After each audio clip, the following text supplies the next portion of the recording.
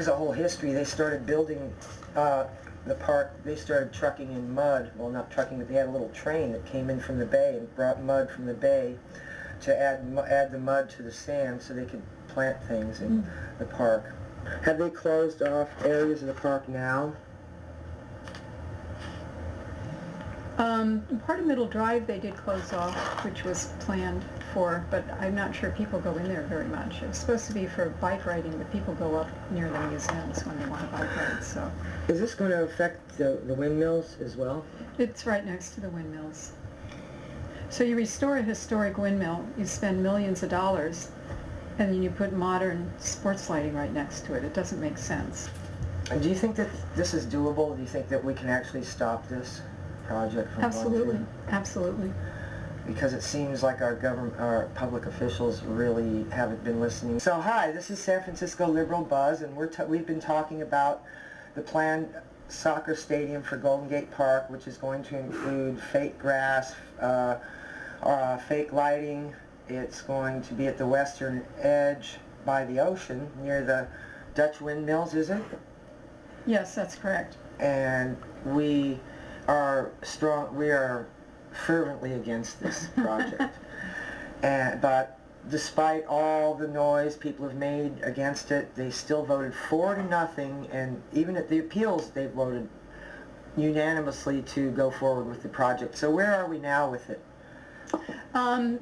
That's a good question. Maybe I should give a little more background for people so they can understand why we're so concerned about the project. The project is planned for the western end of Golden Gate Park, and there's a large meadow there that's about 7 acres. One of the things they want to do is to take out all the grass in that meadow and to put in artificial turf. And also to, we have a picture there. In the picture in the foreground is the Beach Chalet athletic fields. And you'll notice that the park extends into the city. And part of the plan for the park was that the eastern end of the park would be the busier and more active part of the park. But as you get towards the western end of the park, it's supposed to be quieter, wilder, more natural until you get to the Pacific Ocean and the beauty of the ocean. The Beach Chalet fields are a beautiful area. The next photo there will show you what they look like today. This is the Beach Chalet athletic fields, and although it's very hard to see in the very far distance, you can see the Dutch windmill. So this is located between the two historic windmills and next to the historic Beach Chalet. Another thing that this project will do is it totally destroys the historic character of the area, because when you put in the artificial turf, you're also putting in more sidewalks, expanding parking by 33%. There's going to be 150,000 watts of night lighting on 60-foot poles, and there will be 60 additional lights there. There will be seating for over 1,000 people. This is a soccer complex. This is not a naturalistic area.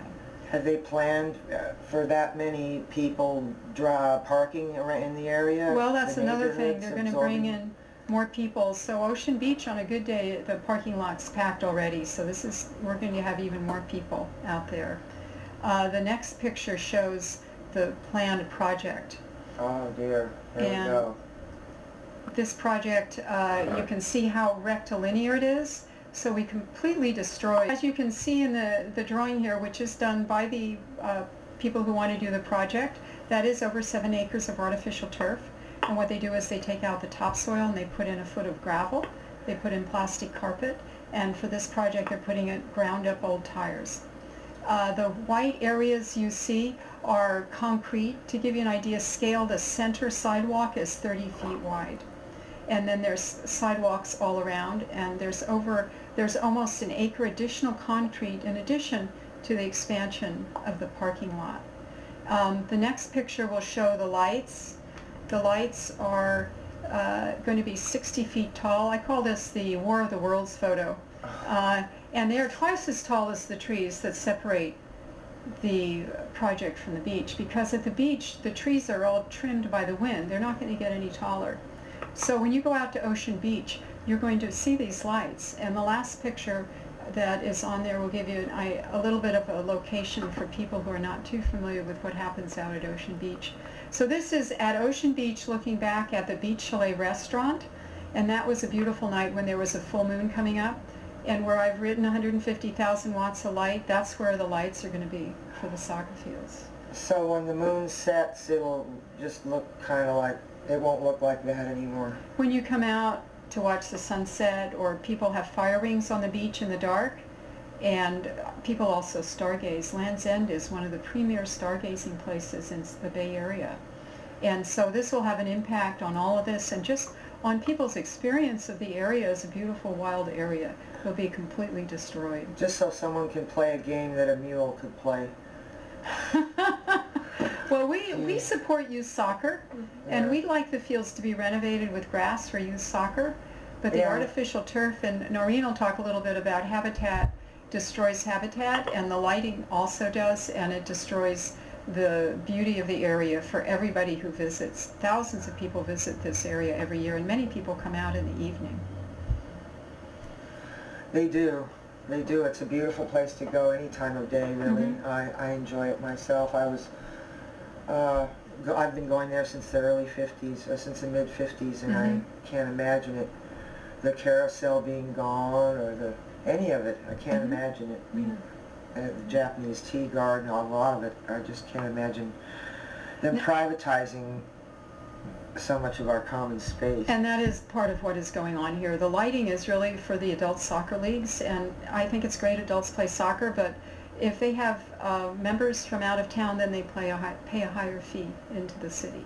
So part of this is the privatization and commercialization of the park, and it also locks out all the people who would like to use the park as a natural area for walking their dogs, flying kites, or just running around on lawn. Would you like to show some birds? Yes, actually, I'd like to talk a little bit about the project and the impact to some of the birds that will be affected. Right now, Golden Gate Park is a site where a variety of birds migrate through. It's at the western end of the park. This is a western meadowlark, and this is one of the birds that you might see out there now using the grassy fields. Are they protected? Which ones are protected? Any of them? Well, they're all protected under the Migratory Bird Treaty Act, but and this is a red-tailed hawk. This is one of the hawks that hunt in the field. Keep the mouse population down. Right. And this is a bird that you'll see in the winter. It's a ruby-crowned kinglet. They eat small insects on the trees. This is an Anna's hummingbird, and this is one of the birds that is just starting to nest now. And this is another one of our winter visitors to the park. It's a Townsend's warbler. This bird comes from the north and stays here for the winter. And this is a great blue heron, and this bird comes and will hunt gophers that are in the field. But if we have artificial turf, there will be no gophers there. And this is a song sparrow, one of the birds that is a resident in the park.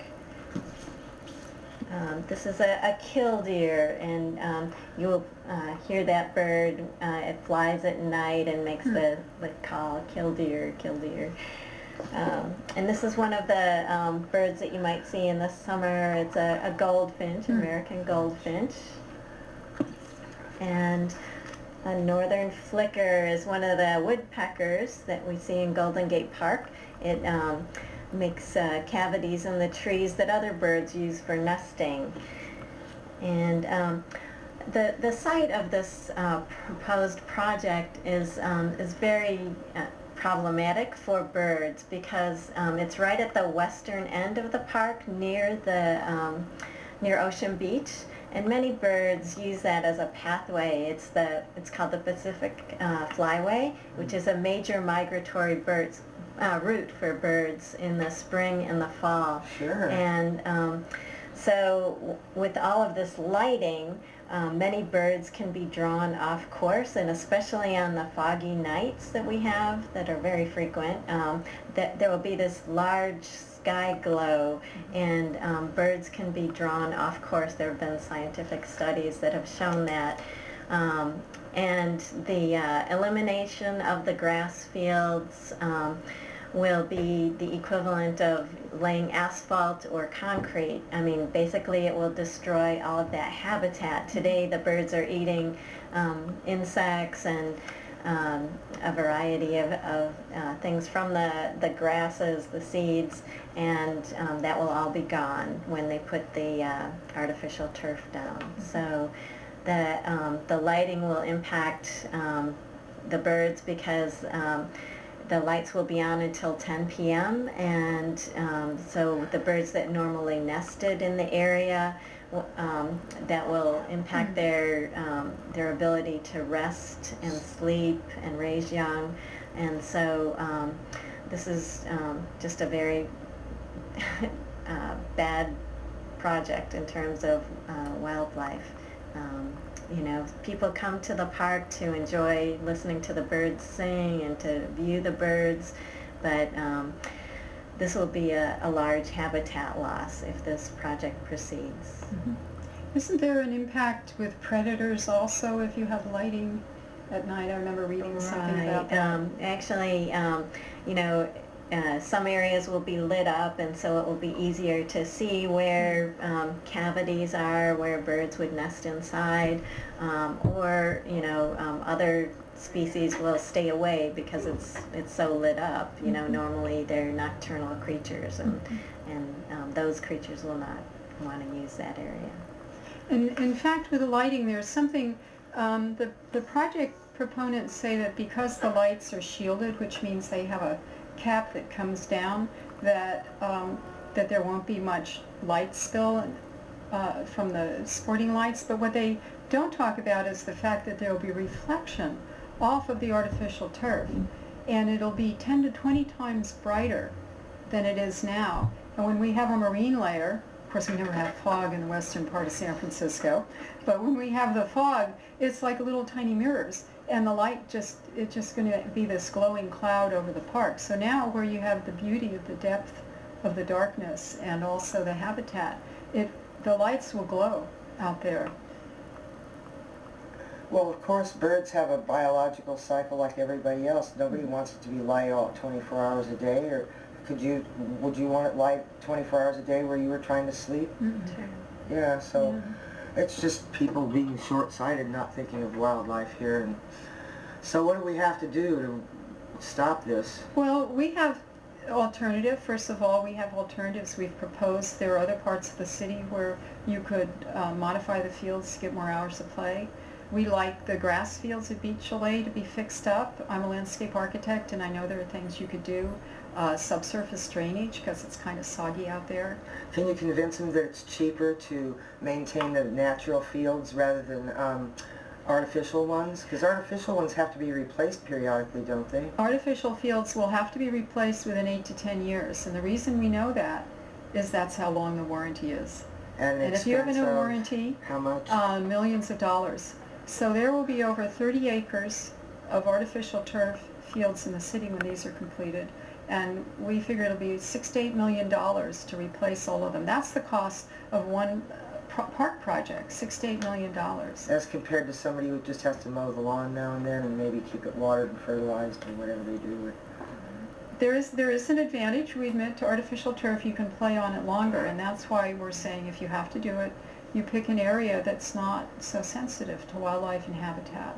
But you fix up Golden Gate Park with real grass, keep it natural, keep it growing, keep the habitat, and then if you have to, West Sunset Playground has been proposed. It's as big as Golden Gate Park, and it has real grass. So Sunset Playground? Yeah, West Sunset. You could switch the materials if you had to. Now, not everybody is in favor of artificial turf, but that is something that the city insists on hours of play. Another thing to remember is that this project is very expensive. It's $13 million. The polo fields were renovated with real grass for a little over $1 million, and this is smaller. So you could do a very basic renovation for $1 million. You could spend a few million more, do a great renovation, and you could take the rest of that bond money and you could use that on other playing fields in San Francisco. Ah. So these are different alternatives that we would like to have considered. We haven't had much luck with it, so what we're doing now is there are two legal options open to us. One is we've appealed the project to the California Coastal Commission. A lot of people don't know that the California Coastal Commission has jurisdiction over this end of the park. It's very interesting. From Chain of Lakes out to the beach, for this kind of project, they have jurisdiction. And so we have gone and appealed, and when we first talked about doing it, the city said we can't, but the Coastal Commission said, no, they can appeal. And so, was this before or after the appeal process? This is what we had to go through, the whole appeal process with the Board of Supervisors and the two appeals at the Board of Appeals, and after that we filed with the Coastal Commission. So we have over 200 individuals and organizations who have filed those appeals. This is a record for the California Coastal Commission for the entire state. Nobody has ever filed this many appeals. And that hearing will be probably in Northern California in the late spring. We don't have a date yet. And I'm just going to put in a plug. We do have our little postcards that we're doing for people to fill out and send in, and you can get them through our website and we'll send them to you. And you don't have to live in San Francisco to do this. We've gotten people from Japan who came to the Green Festival who filled these in. So we are trying to send these in. We're going to gather them and send them into the Coastal Commission. And you'll be at some festivals. Will you be at the Anarchist Book Fair, for instance, on March 16th and 17th? We're going to try to be at some festivals. We'll have them listed on our website. SFOceansedge.org. Okay, yeah, go to the website, people. And the other thing is that part of our group has formed their own group, and they filed a lawsuit under CEQA, California Environmental Quality Act. So that's a lawsuit to the Superior Court about the artificial turf, because they think there are problems with the rubber infill that the city did not carefully consider, and the city did not carefully consider alternatives. So that's a separate lawsuit that's going on also. With all of this legal stuff going in, the other thing, we will ask people to go to our website, or you can go to We Pay Save Golden Gate Park and donate, because we do need donations. Attorneys are wonderful and they give their all, but they do require some money. They have to live too, so please, if people can donate, we'd appreciate that. So those are the action items now, is the cards. Go to the website, sign up with us, help us. Come to the fairs, help us give out cards, go to your group, we'll come to your group, we'll talk to your group, and get more cards and give them to your friends. The cards are wonderful because people get them and then they give them to some of their friends who give them to some of their friends, and we're getting in 5 or 6 a day now. How about Facebook? Are you on Facebook? We are on Facebook, SF Ocean Edge Facebook. Sign up on Facebook and we'll send you notifications on that. That's a great way to a social network too. Yeah. So that's great. So we have a caller on the line. Are you still there, caller? Yes, I am. Oh, you're so patient. Bless you. You're so patient. Okay, so go ahead. I just wanted to comment on the cost of this project. We heard that it's $13 million. I want to let you know that about half of that money is supposed to be coming from a private entity called the City Fields Foundation, which is basically formed by the Fisher family. And the sadness on this gift, which is an awful lot of money, is that they're calling the shots. The city is now in an agreement with them where the City Fields are telling the city what it is they want the city to do with their donation. It's not just a check that, can go through a regular process. It's being controlled by this outside entity. And that's one of the problems that we're seeing, is that there isn't really much negotiation that they're willing to do, because they want what they want. And that means that they're taking over our most valuable treasure in all of San Francisco, which is Golden Gate Park. Nobody has access to this except the citizens. Except for now, this family and the City Field Foundation is getting in behind closed doors and doing what they want with our land. And that's something that I'm deeply concerned about, is when it was mentioned that there was commercialization and privatization, that's what it means. Our public lands are being taken over by other people that have a lot of money.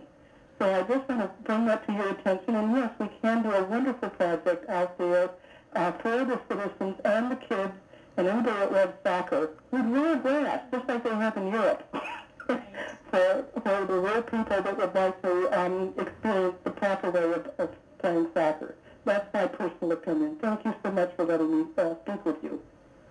Thank you, caller. That was a great call, wasn't it? Mm-hmm. So how do you feel about that she said that it was considerably less to build it, some few million less than you were saying.